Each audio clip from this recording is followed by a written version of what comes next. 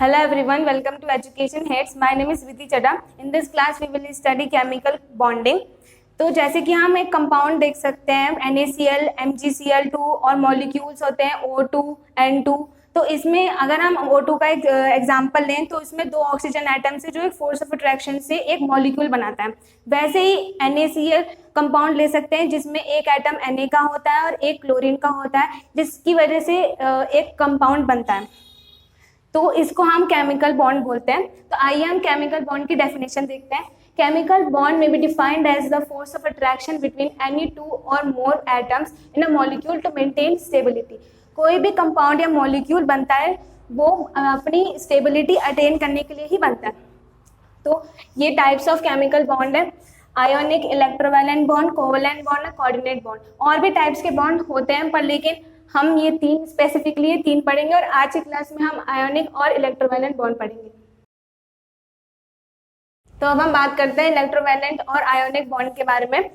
Metals जिनके पास 1, 2 और 3 valence electron होते हैं,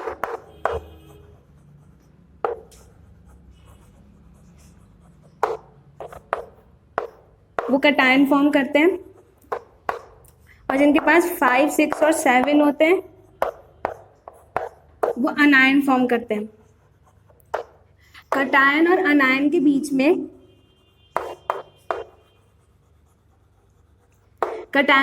बीच में फोर्स ऑफ अट्रैक्शन होता है, उससे केमिकल बॉन्ड बनता है। और इसमें जो फोर्स ऑफ अट्रैक्शन होता है वो इलेक्ट्रोस्टैटिक फोर्स ऑफ अट्रैक्शन होता है, जिससे हमारा आयोनिक बॉन्ड बनता है। ये बॉन्ड फॉर्म होता है इनर्ट गैस कॉन्फ़िगरेशन के लिए। तो आइए हम इसकी डेफिनेशन पढ़ते हैं। Chemical bond chemical compounds formed as a result of the transfer of electron from one atom of an element to the atom of another element are called ionic or electrovalent compounds.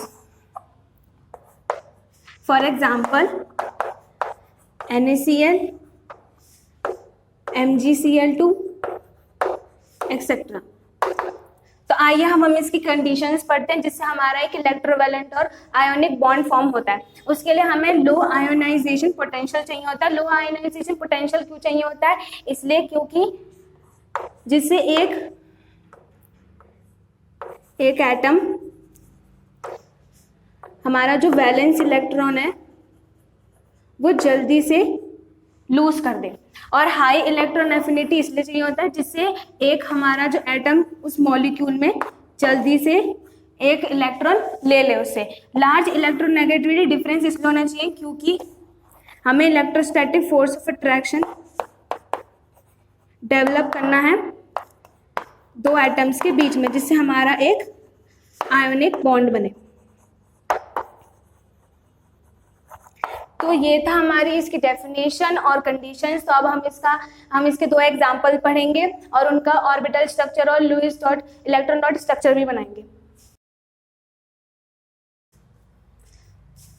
पहला लेंगे हम NaCl।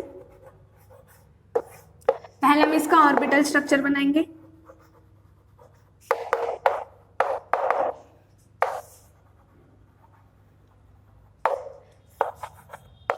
Na का atomic number होता है 11 और इसकी configuration है 281 और क्लोरीन का है 17 और इसकी इलेक्ट्रॉनिक कॉन्फ़िगरेशन है 287। तो पहले हम इसका एक ऑर्बिटल स्ट्रक्चर बनाएंगे। पहले शेल में 2 इलेक्ट्रॉन, दूसरे शेल में 8 इलेक्ट्रॉन और लास्ट वाले में 1 इलेक्ट्रॉन। और ऐसे ही Cl का बनाएंगे। पहले वाले में 2 इलेक्ट्रॉन, दूसरे वाले में 8 इलेक्ट्रॉन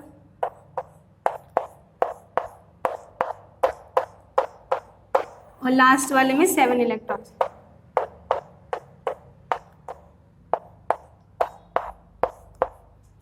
तो जैसे कि अभी हमने पढ़ा था कि जिन मेटल्स के वैलेंस शेल में 1, 2 और 3 इलेक्ट्रॉन्स होते हैं तो वो लूज करता है, और जिस और नॉन मेटल्स के में 5, 6 और 7 होने चाहिए, तो वो गेन करेगा। तो जैसे कि हम यहाँ देख सकते हैं इसके वैलेंस शेल में एक इलेक्ट्रॉन है, तो ये लूज करेगा, और जब ये लूज करेगा तो ये बनाएगा Na पॉजिटिव, और अगर ये गेन करेगा तो ये बनाएगा Cl माइनस। तो इन दोनों में force, electrostatic force of attraction होगा, जिससे ये हमारा कंपाउंड बनाएगा NaCl। तो ये हमने बात की ऑर्बिटल स्ट्रक्चर की। अब हम बात करेंगे इलेक्ट्रॉन डॉट स्ट्रक्चर की। इलेक्ट्रॉन डॉट स्ट्रक्चर में हम खाली वैलेंस शेल इलेक्ट्रॉन्स की बात करते हैं। तो इसमें होता है 1 इलेक्ट्रॉन और Cl में होता है 7 इलेक्ट्रॉन्स। तो ये हमारा लूज करेगा, तो ये हमारा बनाएगा Na पॉजिटिव और Cl नेगेटिव, क्योंकि ये गेन करेगा। इन दोनों में फिर से एक electrostatic force of attraction develop होगा, जिससे हमारा NaCl कंपाउंड बनेगा। तो ये बात की हमने NaCl के ऑर्बिटल स्ट्रक्चर और इलेक्ट्रॉन डॉट स्ट्रक्चर की। अब हम एक और एग्जांपल लेंगे MgCl2। तो अब हम बात करते हैं MgCl2 की। पहले हम बनाएंगे इसका ऑर्बिटल स्ट्रक्चर।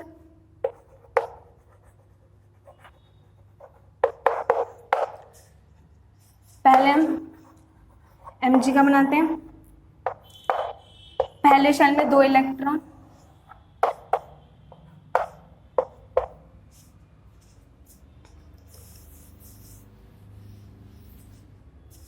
तो अब हम बात करते हैं MgCl2 की। पहले हम इसका ऑर्बिटल स्ट्रक्चर बनाएंगे। Mg का एटॉमिक नंबर होता है 12, इसकी इलेक्ट्रॉनिक कॉन्फ़िगरेशन होती है 282, और Cl की होती है एटॉमिक नंबर 17, और इसकी इलेक्ट्रॉनिक कॉन्फ़िगरेशन है 287। तो पहले हम Mg का ऑर्बिटल स्ट्रक्चर बनाते हैं। पहले शेल में 2 इलेक्ट्रॉन, दूसरे शेल में 8 इलेक्ट्रॉन,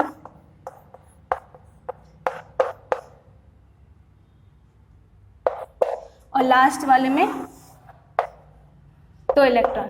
अब हमें Cl के 2 एटम्स बनाने हैं। तो पहले हम ये वाला बनाएंगे। पहले शेल में 2 इलेक्ट्रॉन,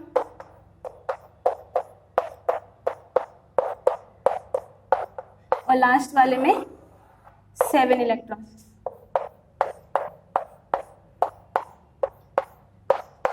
ऐसे हम यहाँ पे एक Cl बनाएंगे। पहले शेल में 2 इलेक्ट्रॉन, और सेकेंड शेल में 8 इलेक्ट्रॉन्स, और लास्ट वाले में 7 इलेक्ट्रॉन्स।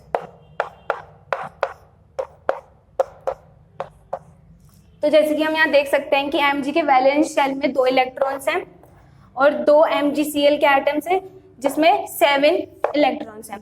तो जैसे कि हमने पढ़ा था कि मेटल्स में 1 से 1, 2 और 3 अगर वैलेंस इलेक्ट्रॉन्स हैं तो वो लूज करेगा। तो ये अपने 1 इलेक्ट्रॉन इसको देगा, 1 इलेक्ट्रॉन इस वाले Cl एटम को। तो यहाँ पे बनेगा Mg2+। ये इसने अगर 1 इलेक्ट्रॉन लिया तो ये Cl माइनस, और इसने Cl, ये भी Cl माइनस बनाएगा। तो Mg2+ और 2Cl माइनस के बीच में एक electrostatic force of attraction develop होगी, जिससे हमारा ये कंपाउंड बनेगा MgCl2। तो अब हमने बात की इसकी ऑर्बिटल स्ट्रक्चर की। तो अब हम बात करेंगे इसके इलेक्ट्रॉन डॉट स्ट्रक्चर की। इलेक्ट्रॉन डॉट स्ट्रक्चर में हम खाली वैलेंस शेल इलेक्ट्रॉन्स को कंसिडर करते हैं। तो इसके पास 2 वैलेंस इलेक्ट्रॉन है, और क्लोरीन के पास 7, एक Cl यहाँ पे, ये 1 इलेक्ट्रॉन अपना इसको देगा और 1 इलेक्ट्रॉन इसको। तो यहाँ Cl माइनस, यहाँ Mg2+ और Cl माइनस, इन दोनों के बीच में एक electrostatic force of attraction develop होगा, जिससे हमारा कंपाउंड बनेगा MgCl2। तो जैसे कि आप यहाँ देख सकते हैं, यहाँ पे हमने ऑर्बिटल स्ट्रक्चर बनाया और वहाँ पे इलेक्ट्रॉन डॉट स्ट्रक्चर बनाया MgCl2 का, जिससे MgCl2 एक स्टेबल कंपाउंड बना। तो इस वीडियो में हमने बात की इलेक्ट्रोकेमिकल बॉन्ड क्या होता है, इलेक्ट्रोवैलेंट बॉन्ड क्या होता है, उसकी कंडीशंस क्या होती है, और हमने 2 एग्जांपल लेके बताया कि ऑर्बिटल स्ट्रक्चर और इलेक्ट्रॉन डॉट स्ट्रक्चर